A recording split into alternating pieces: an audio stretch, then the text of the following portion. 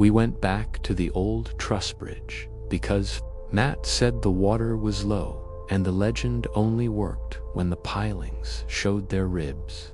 The deck rattled under our tires like loose change in a dryer. He killed the headlights, rolled down his window, and handed me a quarter like a ring bearer at a foolish wedding.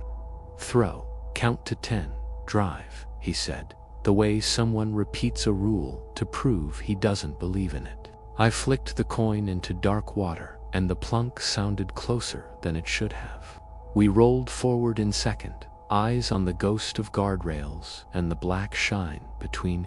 At 10, the engine coughed back into light, and the bridge became road, and the river became an ordinary thing you cross and forget. At the first stop sign, a wet quarter sat in the cup holder, bright as a fish, hot as a mouth. Matt lifted both hands like a preacher and said we were idiots, blessed by showmanship. The coin had a shallow scratch across Washington's hair, a curve that looked like the cloverleaf up by exit 12. We didn't say it. We only thought it while the scratch warmed the air between us. The cloverleaf appeared 6 minutes later, and the ramp felt predetermined, like language you mouth along with lyrics you promised not to like. At the gas station, the vending machine offered Dr. Pepper and returned the same quarter after pretending to take it. Matt laughed with fresh nerves and put the coin in the ashtray, as if we were making a shrine without admitting it. He said the story was ancient, but the bridge wasn't. The math didn't hold. The night would forgive us for believing briefly. On the 2-lane, fog slid down from the tree line and held low, a careful hand over a candle. The coin clinked in the ashtray, and we both looked without planning to. A new scratch crossed the first at a right angle, a sharp dogleg like the turn by the old quarry. We took it because that was where the road went, and not because a metal face suggested it. The quarry curve arrived with the same timing as a punchline you already know but want to hear. We told each other the scratches were wishful reading, that we were making maps out of fingernail dings. At the rest area, the soda machines returned exact change until the quarters in my palm felt rehearsed. The coin in the ashtray stayed, heavy with story, damp like it had been politely sweating. Matt said to throw it away. I said I wanted to see one more mark, and then we would. He said a thing that predicts only what is already there isn't magic, it's a mirror. We merged again, and the night pressed in, even-tempered and attentive. The quarter made a sound like a small bell under a glove. A third line had appeared, shallow and precise, a little diagonal like the service road that cuts behind the truck stop. The service road came up fast, and the diagonal cut felt like stepping off the lines of a ruled page. My phone lost bars, found them, lost them again, as we passed refrigerated trailers humming to themselves in the dark. Matt slapped the dash and said, "Enough." He rolled down the window, grabbed the coin, and pitched it hard toward the ditch. It was a good throw with clean anger behind it. We both heard it bounce once off gravel and vanish into bulldozed weeds. We drove half a mile discussing how nonsense thrives in damp places. At the next light, the coin sat in the cup holder again, warm like it had been in someone's hand the whole time. A fourth scratch now cut along the rim, a near circle that grazed the first 3 lines, like a compass tracing a route around its own mistake. Matt didn't say anything. He didn't have to. I put my palm over the coin and felt the heat of a story, deciding it owned us. We took the next turn because that is what the scratch demanded. And this is what people do when they want to prove they're free. The loop that followed matched the circle on the coin. We passed the same shuttered diner twice, the same weathered billboard that insisted on a lawyer's number in a county that doesn't sue. Headlights washed the porch of a house for the second time, and a porch light woke up like a tired eye. The fifth scratch was short, straight, and felt like a breath held. I knew its shape. It was the little jog in the road before my street. We arrived at my neighborhood without looking at each other. The loop broke and the coin cooled. I parked in my driveway and we sat with the engine ticking like a cooling animal. "Throw it into the river again," Matt said, the closest he had to prayer. We drove back to the bridge and the deck rattled like small bones. This time I threw the quarter as far as I could, shoulder burning, a small, defiant sin. We waited with headlights off until the dark felt too full of mirrors.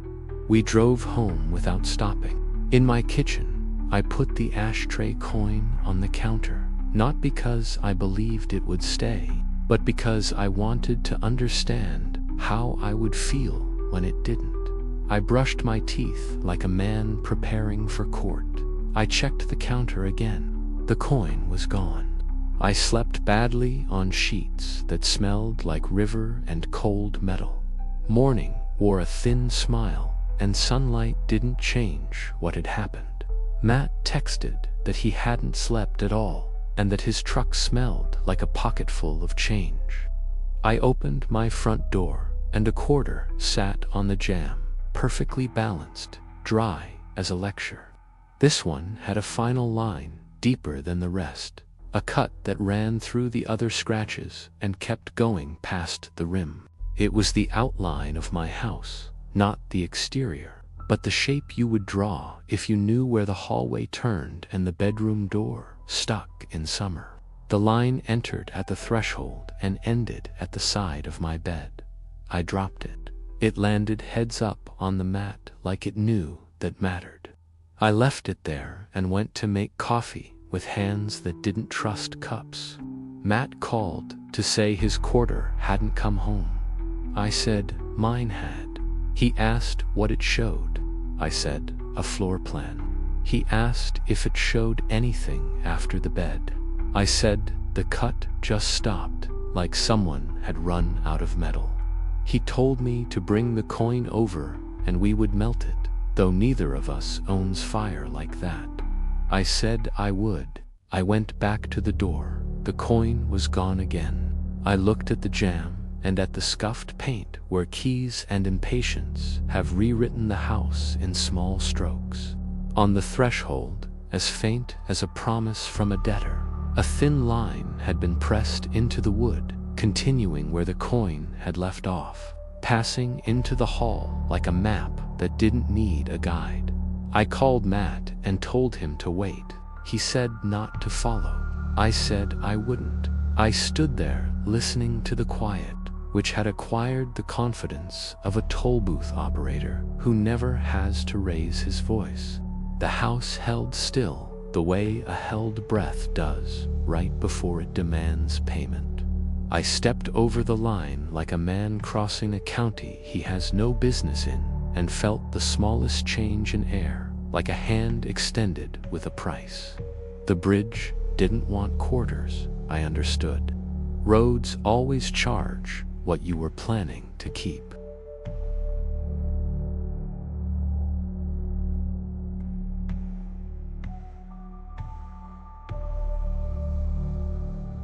My last ride of the night pinged from the edge of Riverside Cemetery, which meant I would either get a tipsy grad student or a quiet person who didn't want the conversation I was about to avoid. She was barefoot at the curb, hair wet like someone had carried her through sprinkler mist, dress the color of funeral ribbons. She opened the back door without waiting for me to unlock it, and sat with both hands flat on her knees, as if she were teaching them to be still. "Please don't look for me in the mirror," she said, "the way people ask you to take the long way without sounding needy." The app showed a pickup, no drop, a little spinning circle, that usually becomes an address when everyone agrees to be ordinary. "What street are you headed toward?" I asked, keeping my eyes on the cross-stitch of raindrops on the windshield. "The road they put back," she said. The GPS line blinked, recalculated, and drew a route in pale gray across a neighborhood that hasn't existed since the last flood wall was poured. I drove because that is the job, and because sometimes answering creates more than it solves. She was quiet enough that I could hear the tiny whine of the rear defroster, even though it wasn't on. When the wipers passed, water on the outside of the glass made letters for a second, strokes that meant nothing, then fell apart. At the light by the florist, the neon open flickered, and the refrigerated cases hummed as if remembering names. We turned over the bridge where bouquet wire rusts under bulletin board tape, and she breathed in like the smell had been waiting for her. "Please don't look for me in the mirror," she said again, but softer. "Like the second time is for people who break promises without meaning to." I kept my eyes forward. In the camera mounted near the rear view, the back seat looked empty, which made no sense because the car was heavier and the fabric at her corner was darker, as if steam had had an opinion. I checked the mirror anyway, a reflex, a theft of trust from a stranger. The mirror showed the back seat with seatbelt, upholstery, and the smear of light from the florist's sign, "No passenger." The GPS immediately rerouted down Riverfront, a road that turned into a concrete wall in 2009 and stayed that way. The app didn't care that the road didn't exist. It drew a line where memory lived and told me to follow it. "Don't," she said, and the word left a damp ghost on the inside of the windshield where anyone could have wiped it away. I apologized to a person I couldn't see in a mirror and took the next legal right. The street signs got old, all at once, fonts too skinny, green too honest. We passed a stop sign with a city seal from 3 administrations ago. When the wipers crossed, water wrote R in a serif font and then ran, embarrassed to have tried. "Is there a corner you want?" I asked, because precision makes the night tolerable. "Where they left me," she said. We turned onto a block I remembered only as a drawing in the newspaper when they tore down the last mill houses. Every third porch had flowers, the cheap kind wrapped in plastic with water that wants to smell like copper. The car fogged inside at the edges, the way cars do when too many people breathe. But I was alone with a passenger that weighed something and moved air. I touched the temp up 2 degrees, and the air conditioner sighed like it was tired of being asked to explain comfort. We approached a lane with no streetlight and a sign that said Resurrection in letters somebody had cleaned recently and someone else had shot long before that. "Here," she said. I braked before the stop line. The seatbelt behind me went slack, as if someone had leaned forward to read the fine print on a bill. The door didn't open. The weight eased as if someone had remembered something heavy and decided not to carry it anymore. I put the car in park and turned with the little rebellion of men who ruin good advice by checking when they shouldn't. The back seat was empty except for a wet ring on the vinyl where a vase might have sat and a thin strand of grass in the cup holder. The smell of carnations wrapped the air until I wanted to wash my hands, and I had not touched anything. The app chimed paid. It listed the passenger name as Mary and asked me to rate the rider. I gave 5 stars because the living and the dead both deserve fair tips if they don't slam doors. I drove to the end of Resurrection Lane and the pavement ran out at the chain link where the new flood wall lifts its concrete shoulders. On the flood wall, someone had traced initials with a finger in algae that tried to be paint. The GPS tried to send me through, then decided to bring me around behind the old factories, as if alleys had returned. My fingers pruned on the steering wheel, moisture soaking into the leather like a slow apology. When I turned the car back toward town, the wipers paused, and water spelled "thank you" across the glass in a font I would have recognized from church programs if I still went. I parked at the 24-hour car wash and paid for the vacuum with quarters I didn't want to touch. The shop vac pulled water from the mats like a lung teaching itself a new rhythm. I found a ring of woven grass under the passenger seat, damp and clean, a perfect circle with no break in the braid. I put it in the trunk because throwing it away felt like telling a grandmother her recipes were incorrect. At 2:41, the app chirped with a new request. Pickup, Riverside Cemetery. Name, Mary. Same profile picture, a default silhouette anyone could have. I declined, and the app offered it again 30 seconds later. I drove home with the windows cracked to confuse the smell, and it worked, but only a little. I slept the way you do when memory weighs what bodies used to. In the morning, the trunk smelled like lawn after a funeral, and the ring had dried into a shape that would hold a candle. I checked my driving history, paid no route, no drop, no time. The car door still showed a faint oval where wet hands might have pressed. Just below the glass, to prints like parentheses holding a sentence that doesn't want to be read. I told myself I had driven past a florist too fast and a memory too slow. At 2 a.m. the next night, the app offered me the same ride, name and place identical. The way some lessons arrive until you stop pretending not to see them. I accepted and left the mirror tilted down at the dashboard, because manners are not the same as fear. The lane waited, and the river mumbled, and the windshield learned a new letter I don't know how to pronounce.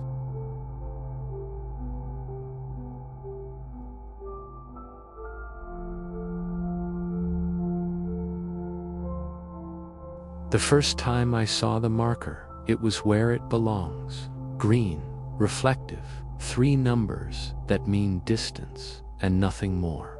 The second time, it was on a stretch of interstate where the math didn't work, because the last town sign said 211 and my odometer agreed. In the mirror behind me, a pair of headlights sat at a polite distance, bright enough to declare presence, not bright enough to annoy. I drove an empty reefer out of Knoxville toward St. Louis with coffee that remembered being fresh and a logbook that needed straight lines.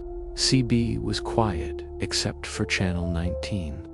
Whisper about a way station shut for the night and a trooper who had learned a new hiding spot. When I murmured the kind of prayer truckers keep because engines answer to rhythm, the headlights in the mirror dimmed a fraction like tired eyes. I stopped talking and they brightened again. I experimented the way a man in a cab does when the road is long and the sky refuses new shapes. Thank you, I said into the dark. They faded. Okay then, I said, and they came back to full, patient, impolite. At marker 327, again in a different state. The shoulder scar matched the last one, a little bite in the asphalt where someone had left and never come back to say why. I tried to catch the car when the road bent, straight in the glass. No lateral motion, no loss or gain, only the steady metronome of someone committed. When I looked over my shoulder, the lane behind was empty, except for heat, shimmer, and old decisions. In tunnels, the mirror flashed white, and then nothing. And then, on the exit curve, the lights were there again, like a memory preferring mirrors to windows. At a rest area I pulled in under sodium lamps and checked the back doors for seals and good sense.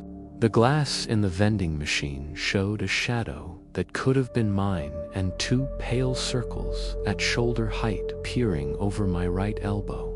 I turned. Only my own long night and a moth that wanted the wrong sun. The attendant said the cameras were down until Monday and shrugged like no one needs evidence in a place this boring. I drove out with a jaw that clenched 2 beats out of every 4. The cross by the curve had fresh plastic flowers and a picture of a boy who wanted to be older. I touched 2 fingers to the wheel where I keep my respect and said the boy's first name if the marker told the truth.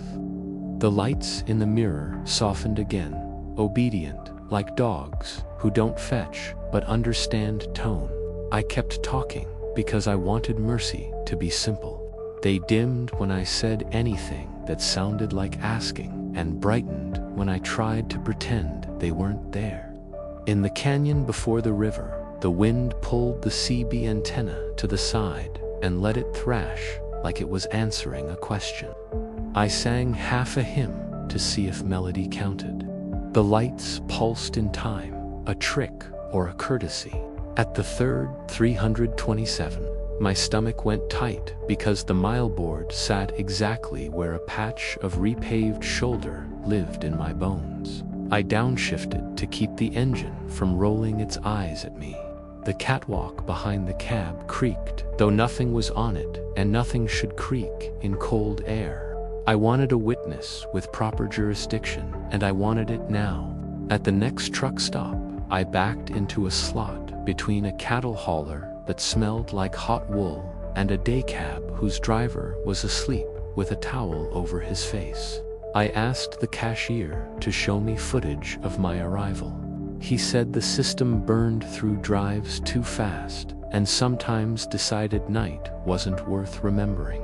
We scrolled anyway and found my truck nosing in, lonely, and nothing behind it but weather. On my trailer's stainless doors, I saw handprints in road dust. Not greasy, not fingered. 2 places where somebody had pressed hard with open hands, like a person pushing a stalled car. They were at my shoulder height and spaced the way you'd place them if you were looking in, not lifting. I wiped them with my sleeve, and they came back a little darker because sleeves don't clean anything, they negotiate. Back on the road, the lights set their distance and held it like a vow no one had made. I tried the shoulder tap that says pass if you want it. They didn't. The radio whispered a trooper 2 exits ahead, and I kept steady because I wasn't the guilty one tonight. In the short tunnel after the ridge, I watched the mirror as if it were a screen I had paid for. Inside the tube, nothing. Out the mouth, a half-beat later, the lights right where they had learned to be. I spoke the prayer I know in full, the long version my grandmother gave me on a card with a gold border. They dimmed until the glass was almost black behind me. I stopped talking to see if silence had value. They brightened like a smile that doesn't reach eyes. At dawn, I rolled into the drop yard with my mirrors folded in because I didn't want to see the rear of my own life. The guard waved me through, bored and kind, and pointed me to dock 3. He had a screen or 2 with camera views switching like restless channels. I asked, casual as spilled coffee, if he'd watched me come up the lane. He clicked backward, and there I was, pulling past the fence, easy, practiced, behind my trailer, for 3 frames. As the angle changed, 2 pale discs floated at the height where headlights would be if gravity had signed the paperwork. They didn't flare like halogen or LED. They lay on the lens like coins on closed eyes. The guard said reflections do that. He said the sun likes tricks when it's low. I nodded because men like me nod at men like him at this hour. On my cab's passenger window, the fog left by my breath had a cleaner oval. The the shape a face leaves when it leans close from the outside. I wiped it. It returned when I exhaled again, as if the glass remembered the weight of features. My dispatcher texted a new run with not enough time between. Told myself I would sleep at the off-ramp where the diner pours coffee like they're guilty of something. I pulled into the line for fuel, and in the stainless panel under the pump, I saw the lights without the truck. 2 discs, steady, patient, living exactly where mirrors existed and nowhere else. I turned my head to look straight. The lane behind me was a geometry lesson. When I faced forward again, the reflection waited like it had all the time men think they have until they don't.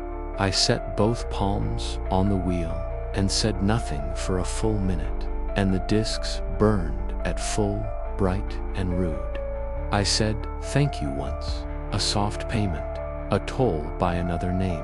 They dimmed just enough to let me think I was driving alone, which is sometimes the kindest lie a road can tell. When I rolled past a fourth 327 that should not exist, I didn't check the atlas. I knew how much distance costs, and I knew who was keeping the books.